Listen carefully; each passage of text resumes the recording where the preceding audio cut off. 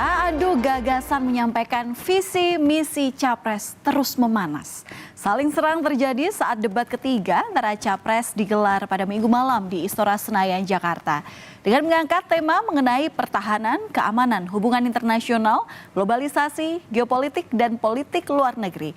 Capres nomor urut 2 yang juga merupakan Menteri Pertahanan Prabowo Subianto langsung mendapat kritikan saat debat baru saja dimulai.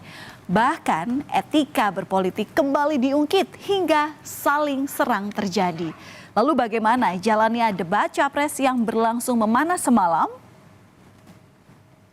Kita coba flashback. Di awal debat saat itu, Capres nomor urut 1 Anies Baswedan langsung menyindir anggaran Kemenhan yang tak diserap secara optimal dan malah digunakan untuk membeli pesawat bekas.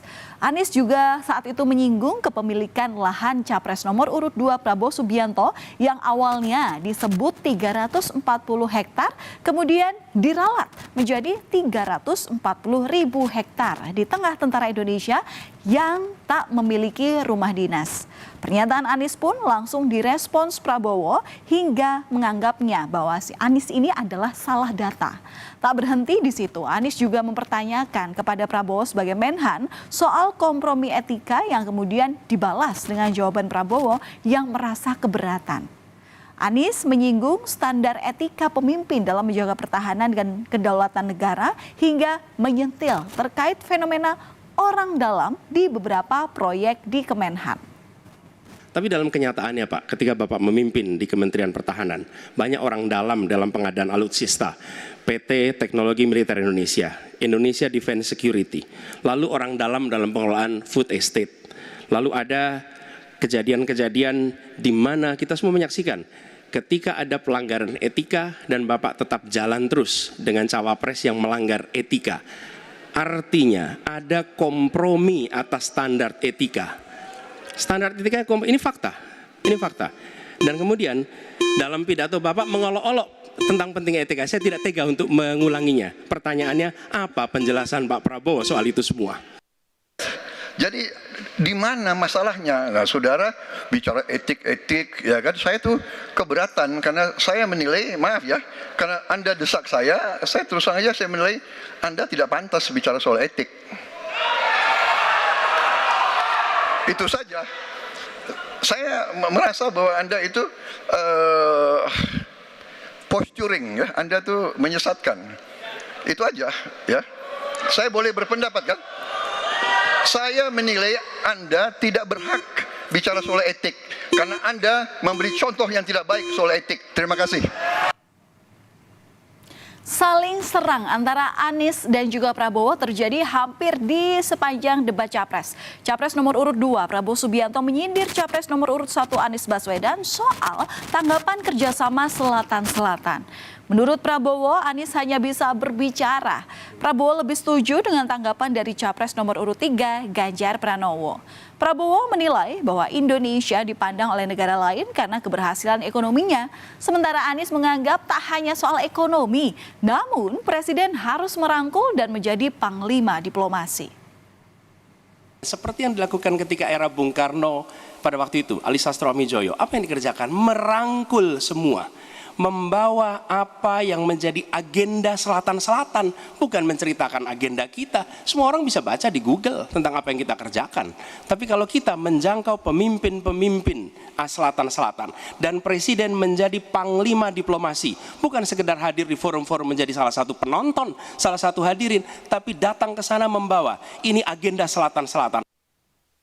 Kita mau mimpin, kita mau bawa agenda, kita mau cerita itu cerita, omon, ya.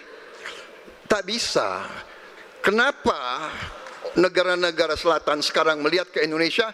Karena kita berhasil membangun ekonomi kita. Jadi tidak hanya omon, kerjanya omon saja, nggak bisa.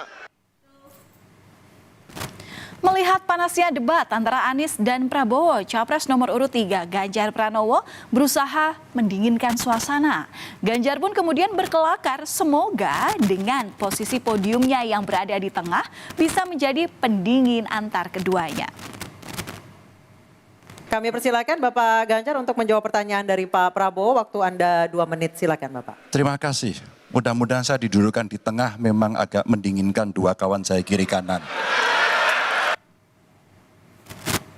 Saudara, dalam debat ketiga ini, Anies dan Ganjar kompak mengkritik kebijakan pembelian alutsista bekas oleh Kementerian Pertahanan di bawah kepemimpinan Prabowo Subianto. Capres nomor urut 1, Anies Baswedan menyoroti utang negara yang dianggap tidak produktif karena untuk membeli alutsista bekas. Sementara Capres nomor urut 3 mempertanyakan ide Prabowo membeli pesawat bekas yang dinilai berbahaya dan menjadi resiko tinggi bagi para pilot. Hutang-hutang yang kita gunakan untuk aktivitas produktif. Jangan hutang itu digunakan untuk kegiatan yang non produktif. Misalnya, hutang dipakai untuk membeli alutsista bekas oleh Kementerian Pertahanan. Itu bukan sesuatu yang tepat. Justru kita harus sebaliknya yang kita kerjakan. Dan saya senang kalau nanti Bapak dalam forum ini menjelaskan ide Bapak untuk membeli pesawat bekas. Kenapa ini menjadi penting? Kami tidak rela dengan statement Bapak tadi yang saya dukung, Pak. Kasihan prajurit. Pak, kalau pilotnya itu mesti dilatih 3 tahun, pesawatnya bekas, Pak. Dan dia harus datang lagi, pelatihan lagi, Pak. Dengan resiko yang sangat tinggi, tentu itu sangat berbahaya. Menampik pernyataan Anies dan Ganjar, Capres nomor urut 2 Prabowo pun mengungkapkan bahwa seluruh pesawat dari dulu beli bekas dan masih bisa dipakai. Kepada Ganjar, Prabowo menjawab pertimbangan pembelian alutsista itu bukan soal barang bekas atau baru, tapi tentang teknologi terbaru dan usianya. Sementara kepada Anies, Prabowo menyatakan apa yang disampaikan Anies soal alutsista bekas menyesatkan dan tidak pantas disampaikan oleh seorang profesor.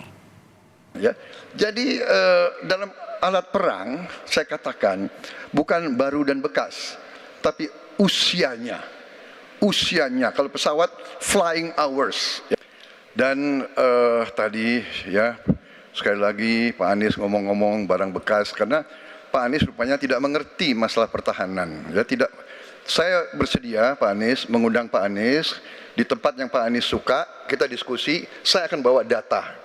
Saya akan bawa data yang sebenar-benarnya. Ya.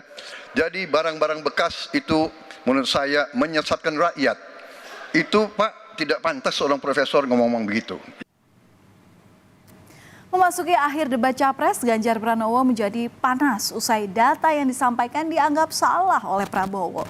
Ganjar merasa terpantik hingga berbicara lantang hingga menantang Prabowo untuk adu data soal peringkat kekuatan pertahanan Indonesia yang mengalami penurunan saat dipimpin Prabowo sebagai Menteri Pertahanan. Saya pengen data yang Bapak katakan salah, data pertahanan Anda ini, Anda pertahanan saya, silahkan Anda bantah di sini. Bapak tidak mampu membantah dan Bapak menjelaskan pesawat bekas. Saya tidak pernah berbicara pesawat bekas dalam pertanyaan saya. Minimal saya bertanya, tadi kalau Bapak mendengarkan terakhir, capaian MIF kita hanya 65-49% dari target 79% dan ini mengkhawatirkan karena akhir tahun ini sudah harus selesai.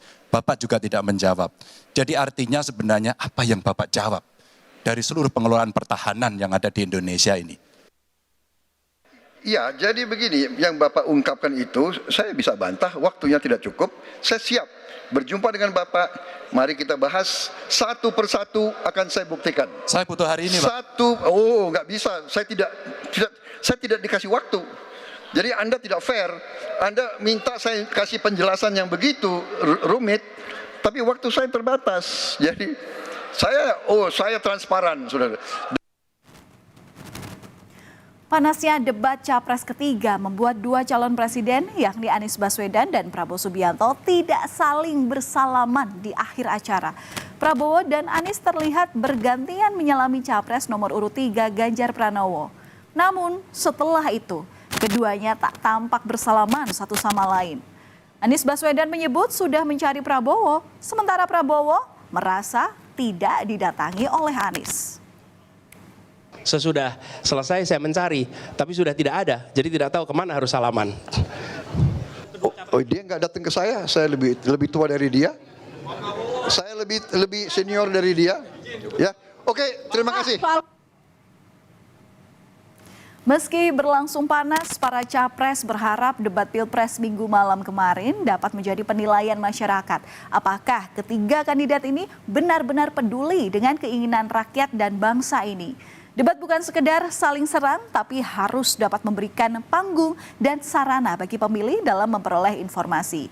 Adu gagasan serta visi misi demi bangsa tetap menjadi yang utama.